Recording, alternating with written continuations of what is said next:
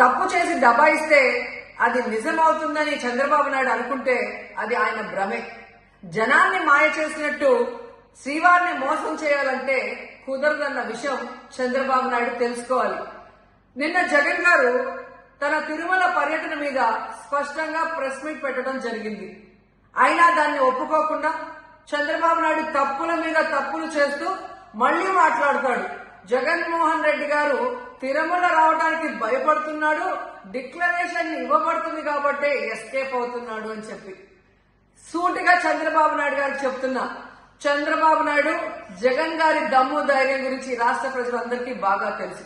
నిన్న కూడా ఆయన భయపడేవాడైతే అంత స్పష్టంగా ప్రెస్ మీట్ పెట్టి ఏ విధంగా తన మతం మానవత్వం, తను ఏ విధంగా బైబిల్ చదువుతారు, బయటకు వచ్చినప్పుడు హిందువుల మనోభిప్రాయాల్ని గౌరవించి గుళ్లకు వచ్చి పూజలు చేస్తారు, అలాగే మసీదులకు వెళ్లి ఎలా పూజలు చేస్తారు, అలాగే సిక్కుల్ని గౌరవించి ఎలా వాళ్ళ పూజలు చేస్తారో చెప్పడం జరిగింది.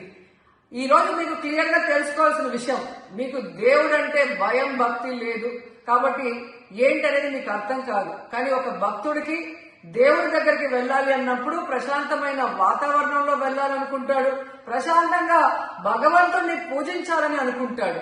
కానీ ఈ రోజు మీరు జగన్మోహన్ రెడ్డి గారు తిరుమలకు వస్తానని అనౌన్స్ చేసిన దగ్గర నుంచి బీజేపీలో కొందరు, జనసేన, తెలుగుదేశం పార్టీ ఎలా అలజడి సృష్టిస్తున్నారో అందరూ కూడా గమనిస్తున్నారు. ఏ విధంగా అలిపిరి దగ్గర మేము అటాక్ చేస్తాం, అడ్డుకుంటామని చెప్పటం, అలాగే వైఎస్ఆర్ కాంగ్రెస్ పార్టీ నాయకులందరికీ, కార్యకర్తలందరికీ నోటీసులు ఇచ్చి జగన్మోహన్ రెడ్డి గారి పర్యటనకి పర్మిషన్ లేదు కాబట్టి ఎవరొచ్చినా అరెస్ట్ చేస్తామన్నట్టుగా భయభ్రాంతులకు మీరు ఎలా గురి చేశారు. అండ్ ఈరోజు కుల రాజకీయాలు చేసి రాష్ట్రాన్ని భ్రష్టు పట్టించడమే కాకుండా మత రాజకీయాలు కూడా మీరు ఎలా చేస్తున్నారో అందరూ కూడా గమనిస్తున్నారు. ఇలాంటి వాతావరణంలో దర్శనం చేసుకోలేము కాబట్టే జగన్మోహన్ రెడ్డి గారు ఏ విధంగా ఆ తిరుమల ట్రిప్ ని క్యాన్సిల్ చేసి తన అభిప్రాయాల్ని ప్రెస్ ద్వారా ప్రజలకి తెలియజేయడం జరిగింది. సో నిజమైన భక్తుడు జగన్మోహన్ రెడ్డి గారు ఎప్పుడైనా మళ్లీ వెళ్లి వెంకటేశ్వర స్వామిని దర్శించుకోగలరు.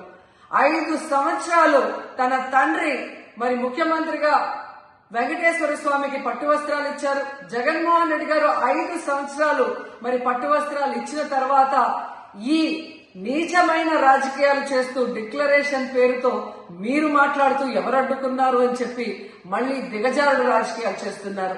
సో భగవంతుడితో పెట్టుకున్న చంద్రబాబు నాయుడు నీతో పాటు ఆడిస్తే ఆడే వాళ్ళందరికీ కూడా భగవంతుడు గట్టిగా సమాధానం చెప్తాడు.